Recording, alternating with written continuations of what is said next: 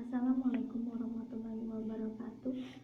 Saya Sri Rahyunisi dari Program Studi Teknologi Pendidikan semester 5 akan mempresentasikan rancangan model pembelajaran mandiri quantum learning.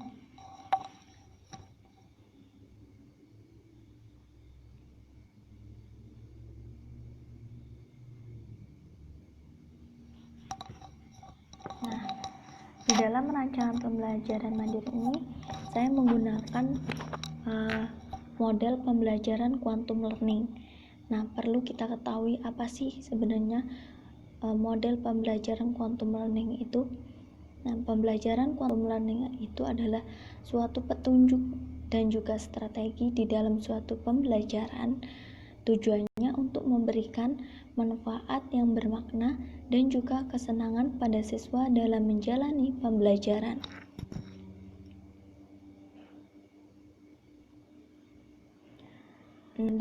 Di dalam model pembelajaran quantum learning ini, saya gunakan di SD atau MI, yaitu dipadukan dengan video animasi yang sesuai dengan karakteristik untuk siswa MI atau SD.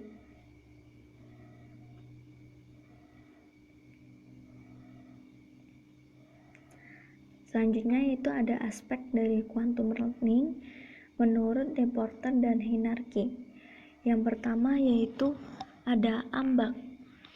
Maksudnya yaitu apa manfaat bagiku, yaitu manfaat di dalam pembelajaran itu apa sih? Nah, kita perlu tahu manfaat yang akan kita pelajari itu apa. Nah, selanjutnya itu ada penataan lingkungan belajar. Nah, di sini berkaitan dengan situasi di kelas seperti penataan tempat belajar siswa. Selanjutnya ada musik. Musik ini bisa digunakan oleh guru sebagai media tambahan, yaitu untuk memotivasi minat belajar siswa, yaitu bisa digunakan dengan di awal pembelajaran maupun saat siswa sedang mengerjakan tugas. Yang keempat yaitu konsep tandur. Tandur itu tumbuh, alami, namai, demonstrasi, ulangi, dan rayakan. Selanjutnya yaitu yang terakhir ada sikap positif terhadap kegagalan. Nah, di sini peran guru, yaitu ketika ada siswa yang gagal dalam pembelajaran, yaitu memberikan suatu motivasi untuk siswanya mau belajar dengan giat lagi dan lebih baik lagi.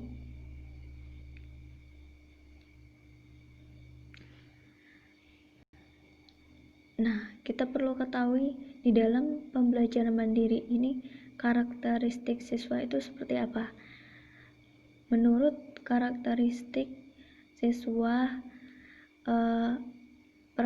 perkembangan kognitif menurut Piaget ada 4, yaitu tingkatan yang pertama ada tingkat sensori motor, yaitu 0 sampai 2 tahun.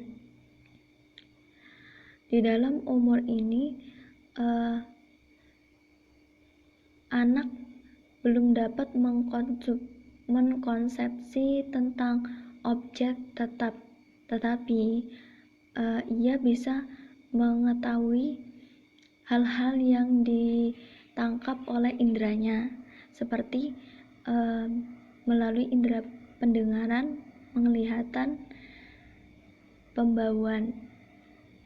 Terus yang selanjutnya yaitu tingkat praoperasional umur 2 sampai 7 tahun. Anak mulai timbul pertumbuhan kognitif tetapi masih sangat terbatas. Kemudian ada tingkat operasional konkret. Di dalam operasional konkret ini anak sudah mengetahui simbol-simbol tetapi belum dapat menghadapi hal-hal yang abstrak. Selanjutnya yaitu tingkat operasional formal.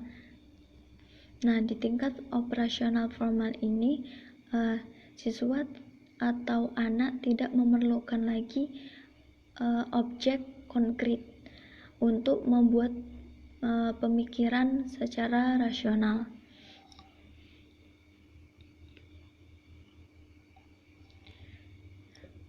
Nah, selanjutnya itu karakteristik siswa SD atau MI menurut Kurniawan 2007. Yang pertama itu siswa SD yang senang bermain, senang bergerak, senang bekerja dalam kelompok, dan senang merasakan atau melakukan sesuatu secara langsung. Ini dipadukan dengan suatu model quantum learning.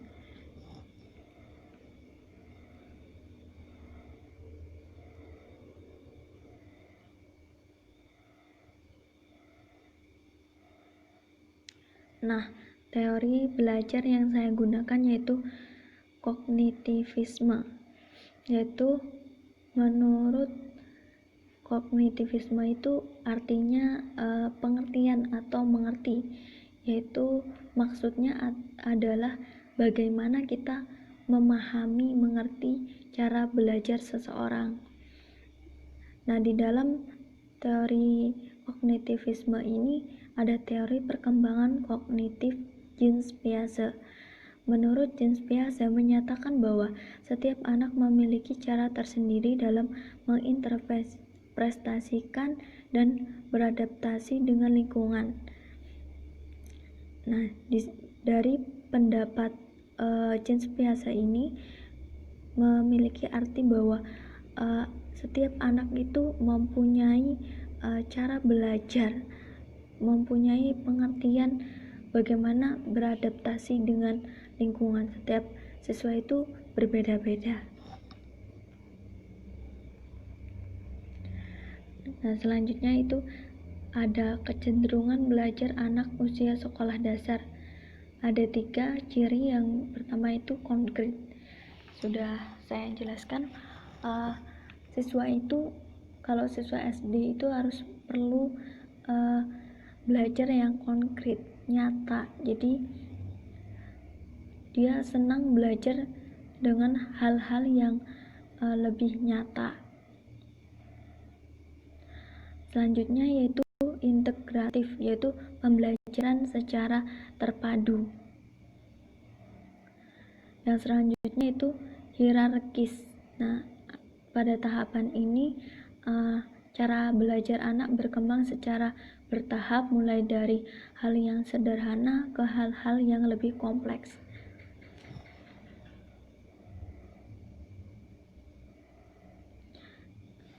Media dan sumber belajar yang saya gunakan yaitu video pembelajaran.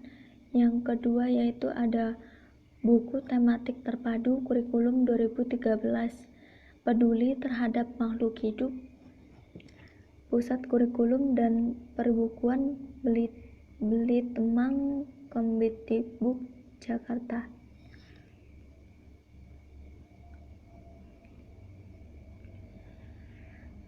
Nah, langkah-langkah yang harus dilakukan siswa di dalam model pembelajaran quantum learning yaitu yang pertama yaitu guru memberikan salam dan mengajak semua siswa berdoa menurut agama dan keyakinan masing-masing. Ini kegiatan awal sebelum melakukan pembelajaran, yaitu berupa pendahuluan. Yang kedua yaitu guru memberikan motivasi kepada siswa. Siswa juga diajak untuk menghayati dan merenungkan manfaat dan kegunaan belajar dari pelajaran yang sudah dipelajari maupun yang akan dipelajarinya. Nah, ini termasuk ke dalam aspek ambak, apa manfaat bagiku.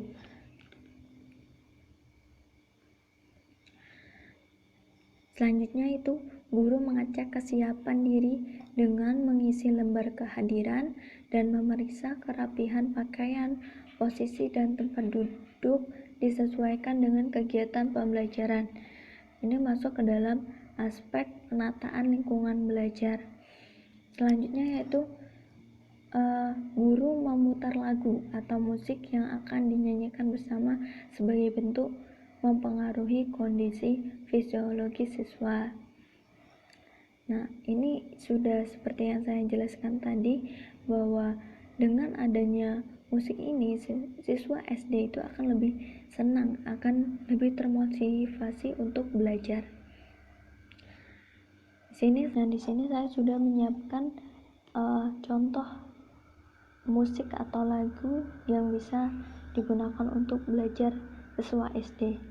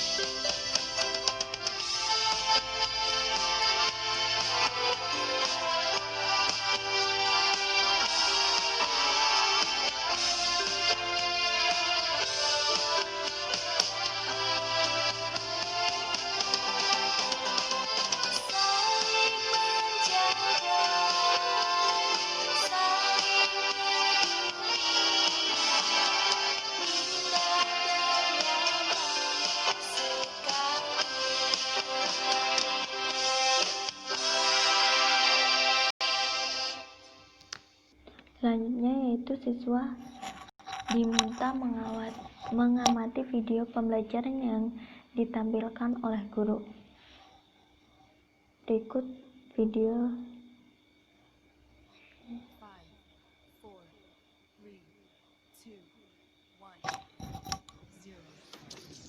Ini kita akan belajar bersama-sama untuk mata pelajaran tematik kelas 4. Kita belajar di tema 3, peduli terhadap makhluk hidup, subtema 1, hewan dan tumbuhan di lingkungan rumahku, pembelajaran yang keempat. Mari adik-adik semua kita belajar dengan penuh semangat. Sikap baik apa lagi yang bisa kita lakukan untuk tumbuhan di sekitar kita? Nah adik-adik, pada pembelajaran yang lalu kita sudah belajar bagaimana merawat tumbuhan. Jadi tumbuhan itu harus dirawat dengan baik dan benar. Selain menggunakan dengan tidak berlebihan, tanaman juga perlu kita rawat. Tanaman yang kita rawat menjadi subur. Ketika tanaman subur, kita akan mendapatkan manfaat yang lebih baik dari tanaman. Lani juga senang merawat tanaman. Nah, di sini ada bacaan tentang Lani dan adiknya. Lani mempunyai tanaman yang ditanamnya di rumah. Setiap pagi dan sore hari, Lani selalu menyiram tanamannya. Selain menyirami tanamannya, Lani juga memberikan pupuk seminggu sekali. Tanaman Lani tumbuh dengan subur. Adik Lani juga mempunyai tanaman yang ditanam di rumah. Seringkali ia lupa untuk menyiram tanamannya. Ia juga jarang memberikan pupuk. Lani sudah sering mengingatkan adiknya. Namun adik Lani selalu lupa. Ia lebih senang menonton televisi dan bermain. Tanaman miliknya layu dan hampir mati. Ini tadi bacaan tentang Lani dan adiknya. Nah, sekarang kita akan belajar menjawab pertanyaan yang ada berdasarkan bacaan tersebut adik-adik.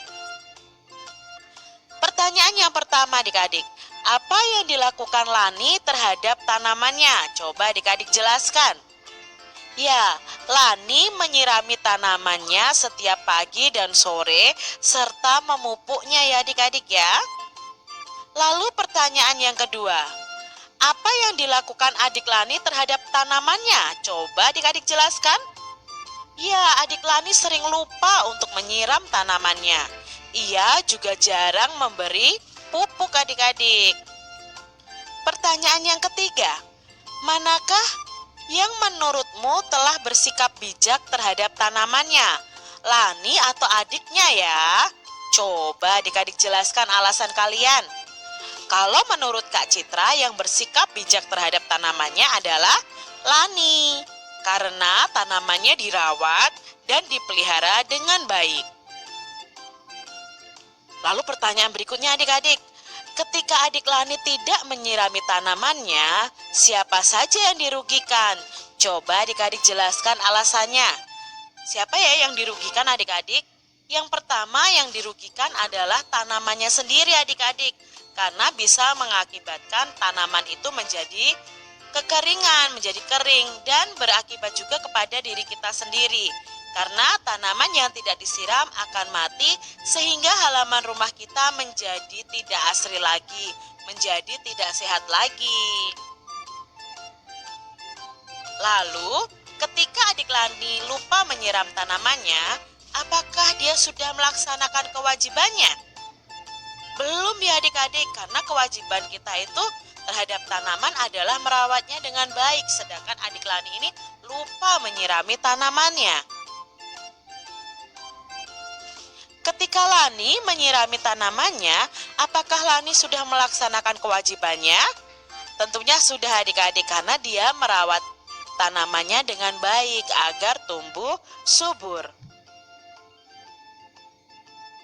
Mengapa memperoleh hak untuk mendapatkan tanaman subur itu sangat penting? Karena apa adik-adik?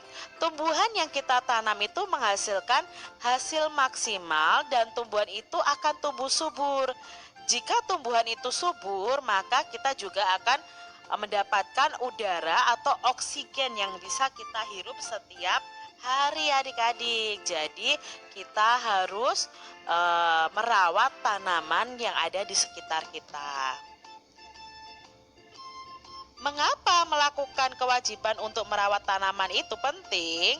Itu karena tanaman dapat memperindah halaman, menyehatkan lingkungan ya, membuat asri lingkungan, menyediakan oksigen bagi manusia. Jadi itu merupakan kewajiban kita merawat tanaman sehingga kita bisa menerima manfaat dari tanaman tersebut. Tanaman perlu kita rawat agar terus bisa tumbuh. Oksigen yang diberikan oleh tanaman itu membantu kita untuk bernafas adik-adik. Jika semua orang seperti adik Lani, bayangkan saja apa yang terjadi dengan semua tanaman tadi. Ya, adik Lani tidak mau merawat tanamannya ya. Apakah kamu sudah merawat tanamanmu dengan baik adik-adik? Dan mengapa kalian harus merawatnya? Ya supaya tanaman kita bisa tumbuh subur, bisa lestari adik-adik ya, bisa tumbuh dengan baik. Nah di sini ada 3 gambar. Coba adik-adik perhatikan gambar A, B, dan C. Amati adik-adik apa yang sedang mereka lakukan. Nah dari gambar ini Kak Citra mempunyai tabel pertanyaan yang harus kalian jawab. Yang pertama, apa tindakan yang mereka lakukan? Gambar A tadi sedang apa adik-adik? Ya, sedang menyiram tanaman. Gambar B malah sedang membakar hutan. Gambar C sedang merawat tanaman. Pertanyaan yang kedua, apakah tindakan tersebut baik? Lalu pertanyaannya mengapa? Nah, gambar apakah itu baik? Tindakan tersebut itu baik karena terhadap tanaman kita wajib merawatnya. Sedangkan yang B itu tidak baik karena kita tidak boleh membakar hutan. Itu merusak tanaman yang ada. Untuk gambar C itu baik karena tanaman memang harus dirawat. Lalu apa dampak bagi lingkungan dari gambar A, B, dan C tadi? Nah, yang pertama yang gambar A, tanaman menjadi subur dan lingkungan menjadi segar dan sehat adik-adik. Sedangkan gambar B, hutan akan menjadi gundul dan dapat menyebabkan bencana adik-adik. Lalu gambar C, dampaknya bagi lingkungan adalah tanaman akan tumbuh dengan baik. Langkah yang selanjutnya yaitu setelah menonton video, siswa diminta guru menyebutkan contoh aktivitas peduli terhadap makhluk hidup di sekitar rumahnya. Ini merupakan bentuk komunikasi antara guru dan juga siswa. Selanjutnya, siswa kemudian diberikan tugas untuk mencari dua tumbuhan atau bunga yang sama. Nah, contohnya misalnya bunga mawar. Nah, ada dua bunga mawar, yaitu kemudian siswa diminta mencari dua tanaman itu untuk ditanam di rumahnya. Yang selanjutnya itu siswa diminta membuat video dan menyebutkan bagian-bagian yang ada pada tumbuhan atau bunga. Nah, dari bunga mawar tadi disebutkan bagian-bagian, misalnya daun, batang, bunga itu disebutkan, lalu siswa diminta membuat video. Yang selanjutnya yaitu setelah siswa mengetahui bagian-bagian dari tumbuhan atau bunga, siswa diminta untuk menanam dan merawat dua tumbuhan atau bunga. Yang satu terkena sinar matahari, yang satunya yaitu tidak terkena sinar matahari. Yang selanjutnya itu siswa kemudian diminta untuk meletakkan tumbuhan atau bunga. Siswa kemudian diminta untuk meletakkan tumbuhan atau bunga di dua tempat, yaitu tumbuhan atau bunga yang satu di dalam rumah dan tumbuhan atau bunga yang satu lagi diletakkan di luar rumah.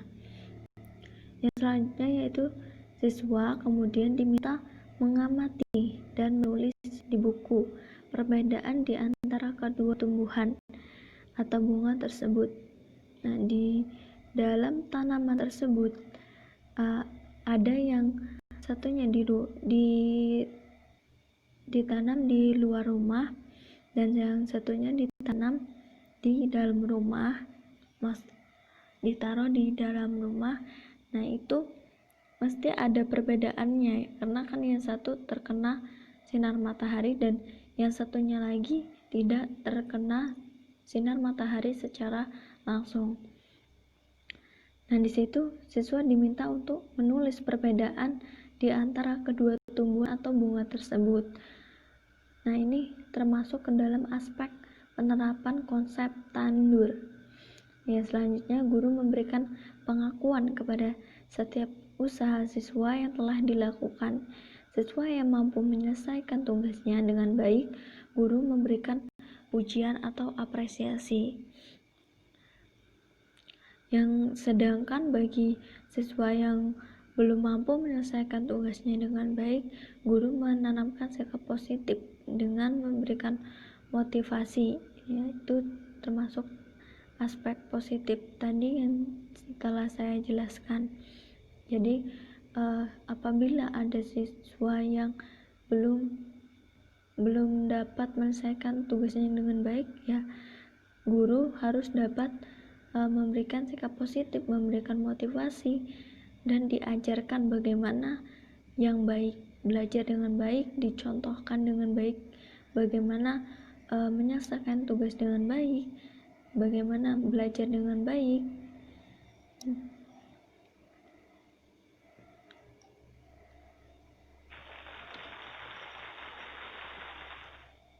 Baiklah, mungkin itu saja presentasi dari saya. Kurang lebihnya saya mohon maaf. Wassalamualaikum warahmatullahi wabarakatuh.